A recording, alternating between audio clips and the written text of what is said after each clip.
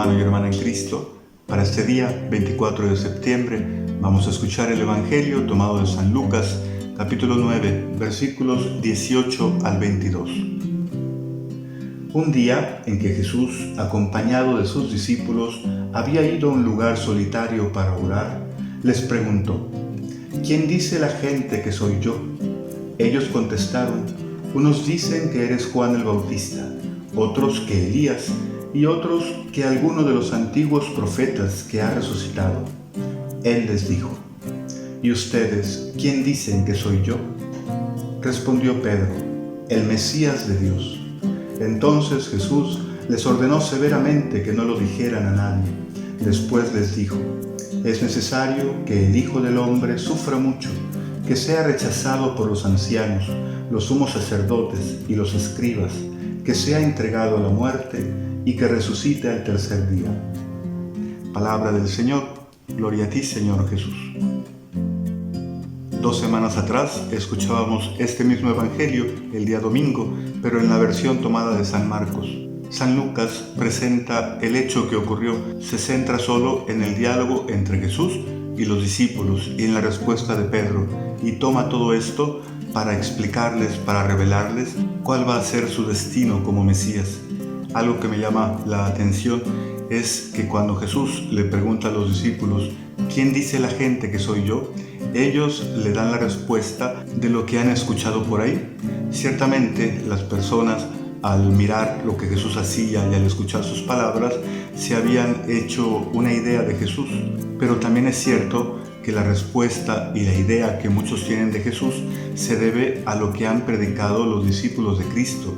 Y podemos decir que si tienen una idea equivocada o incompleta, es porque tampoco lo tienen claro en su mente y en su corazón los discípulos que van predicando a Jesús.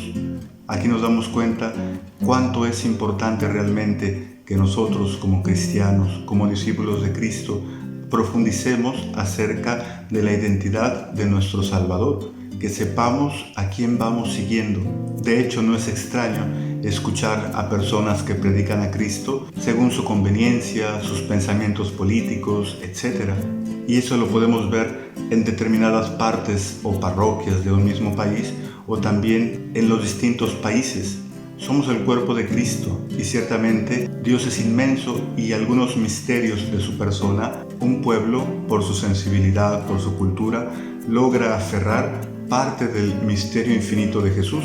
Pero también es cierto que muchas veces se tiene la idea equivocada de Jesús porque no sabemos predicarlo, porque omitimos lo más importante, que la cruz forma parte y es parte esencial de la vida, de la salvación que Jesús ha obrado, y forma parte esencial en la vida del cristiano. Por eso Jesús les repite varias veces a los discípulos que sí, Él es el Mesías, pero que tiene que sufrir mucho, que tiene que ser rechazado, que morirá en la cruz, pero también que al tercer día resucitará.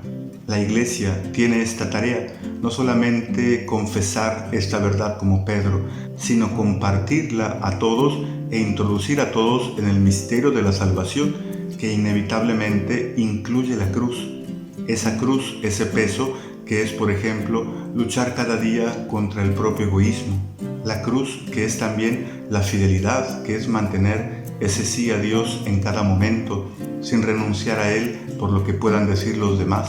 La cruz que me invita también a renunciar a mis propios planes y a decidirme en la vida por seguir un proyecto distinto, el proyecto de Dios, ese que me va a hacer feliz, que me va a desacomodar, que me va a lo mejor a sorprender y hasta me va a poner en crisis, pero que sin duda alguna me pondrá en el camino seguro de una felicidad que jamás he experimentado en mi vida.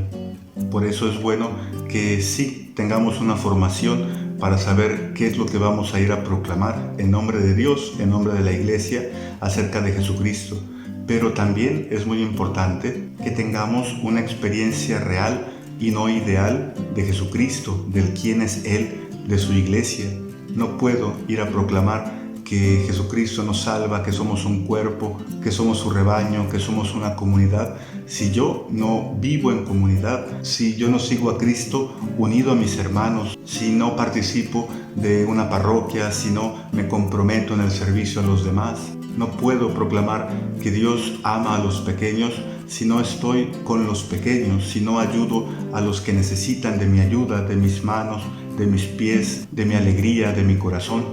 Por eso, después de que Pedro le responde a Jesús, tú eres el Mesías, lo que Jesús les propone a él y a los demás es un camino para ir descubriendo qué significa que Él es el Mesías. Y ese mismo camino nos lo propone Jesús a nosotros. Sí, tenemos que enseñar la doctrina, ¿verdad? Las verdades reveladas, pero también tenemos que aprender a compartir a los demás nuestra experiencia de Cristo, las alegrías que vivimos con Él, los sufrimientos que el amor y la perseverancia traen consigo, los momentos de soledad, los momentos de inmensa alegría, pero sobre todo compartir pues que Jesucristo es aquel que está conmigo siempre y que nunca me abandona y que voy experimentando día con día la paternidad de su Padre, de quien yo soy hijo porque permanezco unido a Jesucristo. Qué triste es cuando encontramos ya sea laicos o sacerdotes que predican a un Cristo según sus modelos, sus ideologías, un Cristo guerrillero, un Cristo comunista, un Cristo débil, un Cristo que todo lo perdona sin ninguna consecuencia, un Cristo que nos consiente en cualquier cosa que se nos venga en mente o que consiente cualquier acto moral bajo el pretexto de la libertad de los hijos de Dios.